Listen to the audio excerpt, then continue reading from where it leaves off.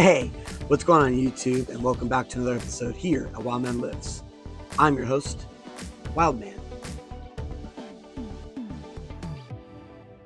Now on today's episode, I have some good news. 30 minutes ago, I hit a lifetime PR on the axle deadlift. That's great. I have never hit that number before in my life, and I was able to do it today, and I was very happy with myself.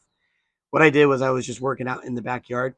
I started off small, and as I worked my way up into the weight, I eventually hit my lifetime PR of 480 pounds on the axle deadlift. Now, 480 pounds has always eluded me on the axle bar. Every time I tried to hit that number, I just couldn't do it. 460 pounds would go up like a breeze.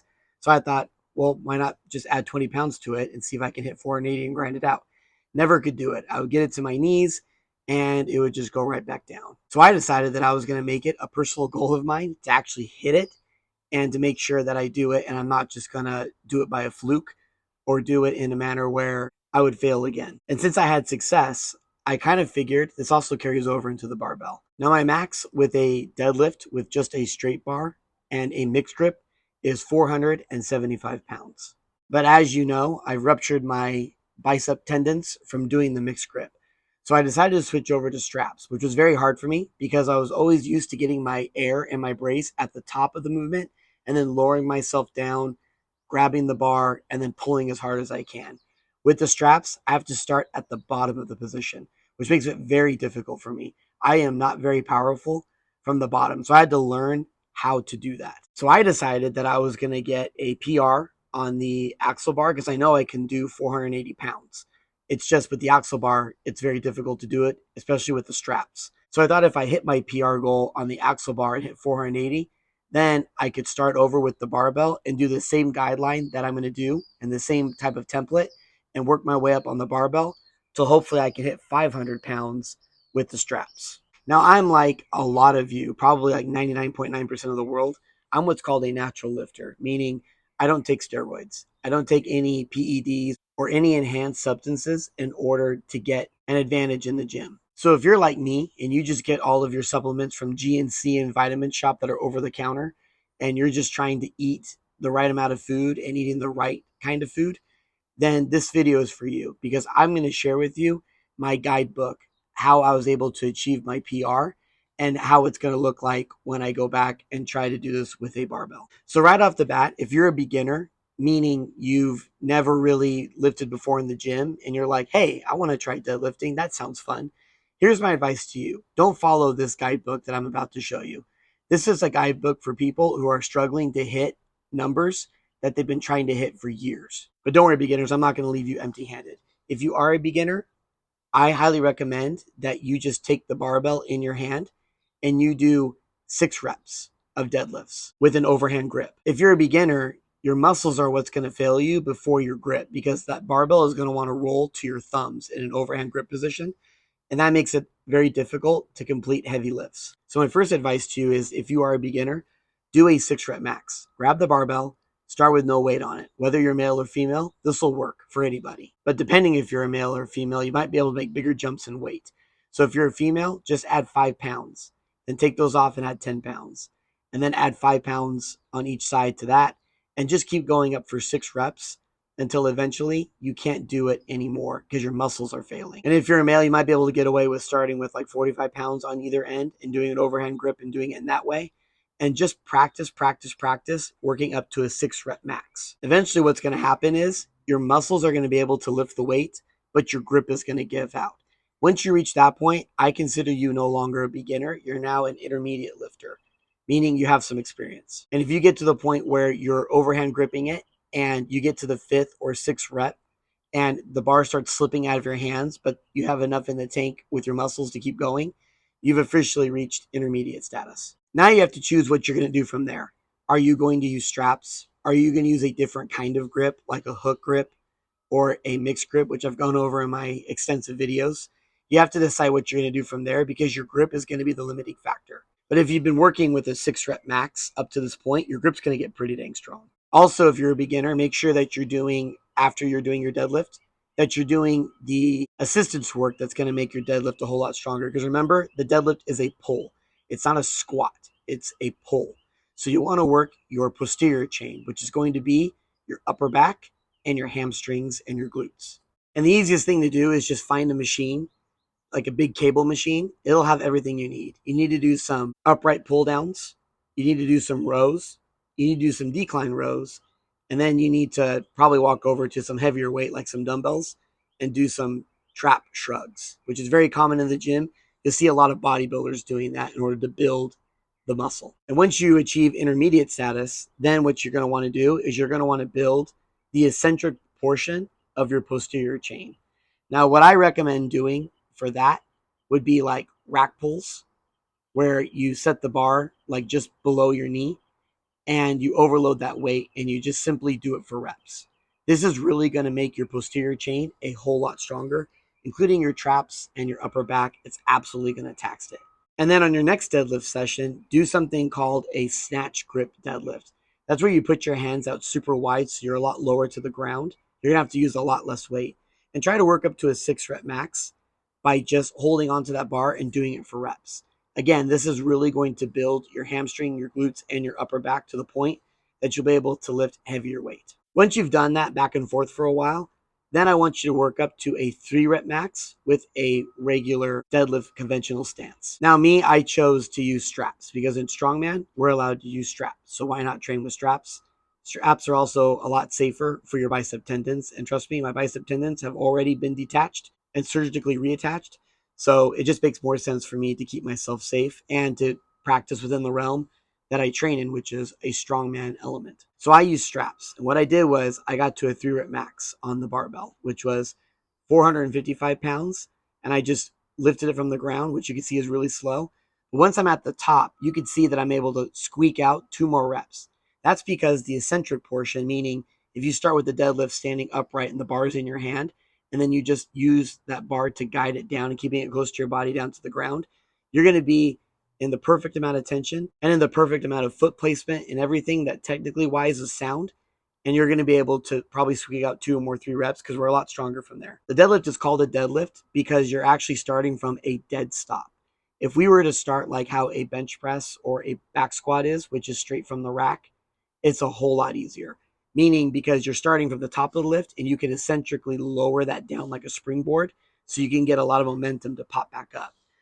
If we were to start with our hands on the barbell in the upright position and then it was on blocks and we move those blocks away and then you're able to lower it down, you could probably lift like up to 50 pounds more than you could than from a dead stop on the ground. However, since the deadlift isn't like that, it's supposed to be from a dead stop from the ground. You got to get good at building power from the floor.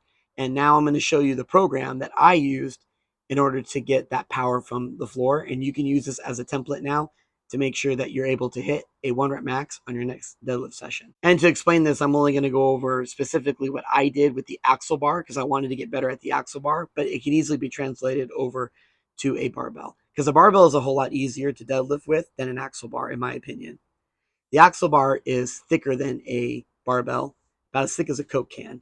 It doesn't have any knurling and it doesn't bend at all. It makes getting that thing from the ground to your knees very, very difficult. And with a barbell, once you get stuck, you could kind of stick your knees in and try to work it way up your body with a barbell. And that barbell is going to bounce on the end of it with the heavy weight. And it's going to help get that momentum up there because barbells are meant to be lifted. Axles are not. So step 1 in my program is you're going to work to a 1-rep max that's just going to be slow, but not hard. So for me, when I set the goal of what I wanted to hit, I wanted to see where I was at with the axle bar because I haven't deadlifted with an axle bar for max weight in a very long time. So when I started the program, I just wanted to see what was going to move slow. And I got to 440 pounds on the axle bar without having touching it for max weight for over a year. And that was an appropriate weight for me to start on, which gave me an idea of what I could work towards. Because the max I've ever hit on an axle bar before in my entire life was 470 pounds with straps. And every single time I've tried to go for 480 pounds on an axle bar ever since, I've never been able to hit it. So now that I knew where I was starting at, now I know what I can work up to. So once I was done hitting that, I immediately did a 6-rep max axle row. This is a great movement to do because once you get it to your knee, you have to use your upper back to explode that bar as close to your midsection or chest as possible. It's not a perfect science, but what this does is this complements the deadlift. It makes you a whole lot stronger explosively. It also teaches you where to put your feet at the bottom of the lift to get the most amount of power, which is super helpful as you're practicing the deadlift. Now, the second step I did was the next time I had my deadlift session, I took that same 440 pounds because I know I could lift it, but I added chains to it. And I chose to add 50 pounds of chains. And I set the chains and most of the weight at the very bottom of the lift. So once it got to my knees, that's where the chains really started to kick in and gradually build up to 50 pounds. And that's where you're strongest at, is once the bar is past the knee, you're actually perfectly capable of getting it up to your hips. But the chains make it a whole lot harder. So instead of it getting easier, it actually makes it get a little bit harder to the top. And once I was done with that, then I immediately, with the axle bar, moved into a snatch grip deadlift. But instead of doing it before, like I showed you with the barbell, where I was doing it for reps, since I want to build more power from the floor, I was completely decompressing from the very bottom of the lift and then practicing getting to the top with the snatch grip deadlift with obviously a whole lot less weight. I have to be a lot more upright and I have to be a lot more concentrated from the bottom in order to make sure that I'm getting everything right. So this is a great thing to do. Once I was done with the chain portion, was then moving into a snatch grip deadlift with the same axle bar, just with a whole lot lighter weight. Step 3 was when I went back into the gym on my next deadlift session.